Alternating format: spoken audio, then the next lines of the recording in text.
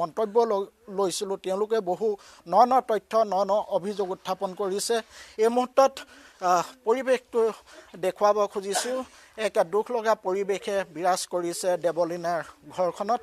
আমি পোনে পোনে তেওঁলোকে কালি যিহেতু উপস্থিত আছিলে সেই দেৱলীনাৰ মৃত্যুৰ খবৰ পোৱাৰ পাছতে তেওঁলোকৰ খবৰ যেতিয়া দিছে তেখেতলোকে প্ৰায় ইয়াত এটামান বাজিছে, এটা তেনেকৈ বাজিছে। তাৰপিছত আমি গৈ দেখিলোঁগৈ ছোৱালীজনীক মানে তলত পেলাই থৈ দিছে। তলত পেলাই মানে মানুহজন নাই। হেল্ল' নমস্কাৰ, মোৰ অসমবাসী ৰাইজ, আপোনালোকে চাই আছে দুটি মন একেলগে। আপোনালোকক মোৰ চেনেলটোলৈ স্বাগতম জনাইছোঁ। এটা বাতৰি পাই সঁচাকৈ বৰ দুখ লাগিছে। কিয়নো দুখ নালাগিব বাৰু। পংখী সন্দিকৈ কেছখন যাওঁতেই একো ন্যায় নাপাৱাৰ সময়তে আৰু এটা তেনেকুৱা সাংঘাতিক ঘটনা ঘটিল ঢকুৱাখানাত। দুমাহৰ আগতে বিয়া পাতি নিছিল দেৱলীনাক। তেওঁক বিয়া পাতি নিছিল ঢকুৱাখানাৰ পৱন বৰুৱাই। যৌতুকৰ কাৰণে 5 লাখ টকা দাবী কৰিছিল দেৱলীনাক। দেৱলীনাই সেই টকা মাক বাপেকৰ ঘৰৰ পৰা নিব নোৱাৰাৰ কাৰণে তেওঁক এনেকুৱা এটা শাস্তি দিলে, যিটো শাস্তি তেওঁ আৰু মূৰ দাঙি কোনোদিন ল'ব নালাগিব। আচলতে মানুহবোৰৰ হৈছে কি, ইগৰাকীৰ পাছত সিগৰাকী 9 বোৱাৰীৰ মৃত্যু, কিন্তু কিহৰ কাৰণে? কোনোবাই কাৰোবাক বেলেগ প্ৰেমৰ কাৰণে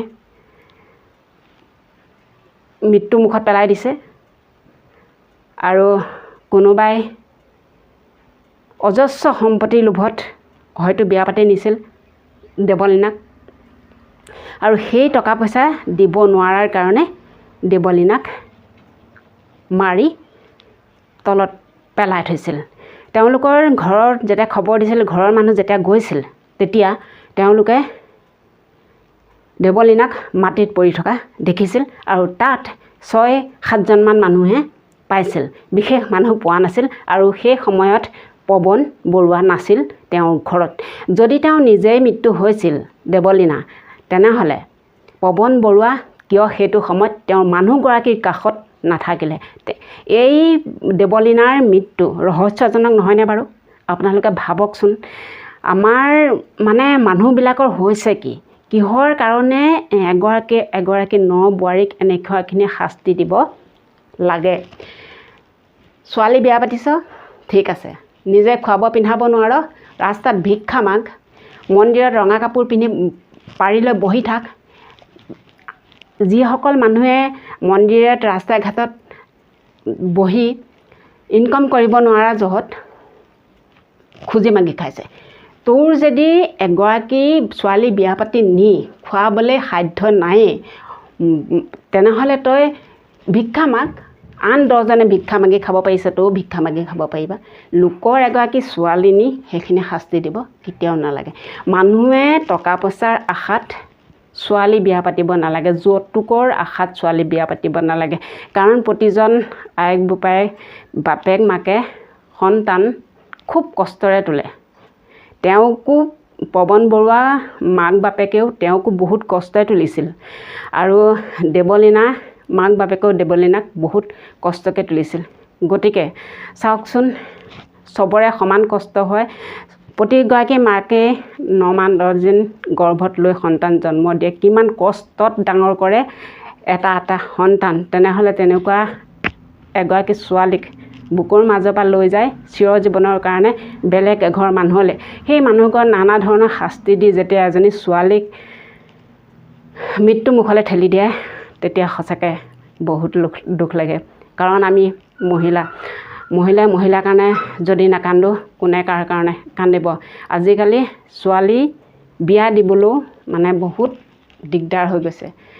বহুত 1000 বাৰ 100 বাৰ ভাবিহে আজিকালি এগৰাকী ছোৱালী উলিয়াই দিব লাগিব যেন পাইছোঁ মাকৰ ঘৰৰ পৰা স্বামীৰ ঘৰলৈ।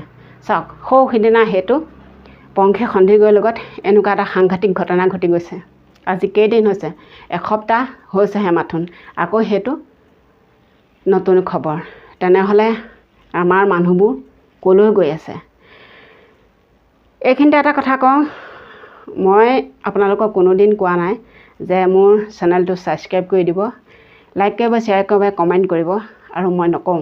আচলতে কিয় নকওঁ জানেনে? যদি মোৰ কথাবোৰ ভাল লাগে, যদি মোৰ ভিডিঅ'বোৰ চাই ভাল লাগে, নিশ্চয় মোক আপোনালোকে আঁকোৱালি ল'ব বুলি মোৰ বিশ্বাস আছে। সেইবাবে মই এই কথাকেইটা কেতিয়াও নকওঁ, আৰু হয়তো মোৰ মুখৰ পৰা এনেকুৱা কথা শুনিবলৈ নাপায়। কাৰণ আপোনালোকৰ মৰম চেনেহ মোৰ বাবে বহুত এটা ডাঙৰ বস্তু। যদি আপোনালোকে মোক ভাল পায়, মৰম চেনেহ দিয়ে, তেতিয়াহ'লে মই আগবাঢ়ি যাব পাৰিম।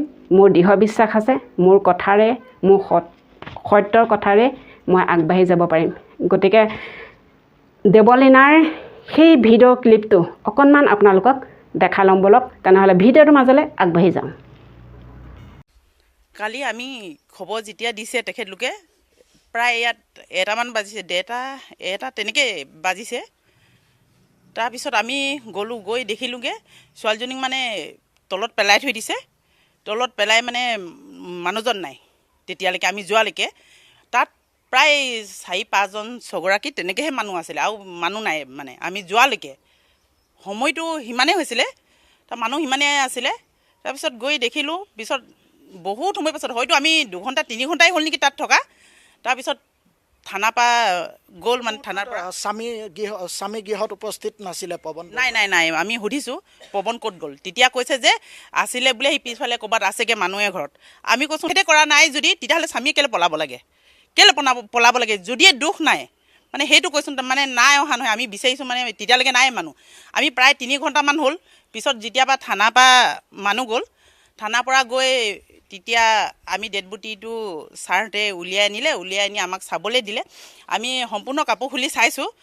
যেতিয়া খুলি চাইছোঁ, মানে ভৰি এনেকুৱা হিতে পূৰা 2টা স্পট আছে, পূৰা সেইটো হয়তো আঘাতৰ চিন আছে, 2টা ভৰি 2টা আঘাতৰ চিন আছে। সেয়া সম্ভৱ ৰথে মৰা নেকি, মোৰ অনুমানিকহে হৈছে, তেনেকৈ মাৰি থোৱা আছে। তাৰপৰা ভৰিৰ তলুৱাত পূৰা দাগ আছে, মৰা দাগ আছে, মানে সেইবোৰ আমি একদম স্পটত পাই আহিছোঁ। কি ক'ব গোটেই ঘটনা? পৱন বৰুৱাই মানে আমাৰ ঘৰৰ আমাক এই যৌতুকৰ সম্পৰ্কে 5 লাখ টকা দাবী কৰিছে। সেই দাবীত মই ক'লোঁ যে এই 5 লাখ টকা তোমাক দিব নোৱাৰোঁ, গতিকে লাগিলে এই ছোৱালীজনী আমি ঘৰলৈ লৈ গুচি যাম। তেওঁ কেতিয়া বিচাৰিছিলে সেইটো? আজি 20-15 দিনমান হৈছে। হয়, 15-20 দিনমান হৈছে।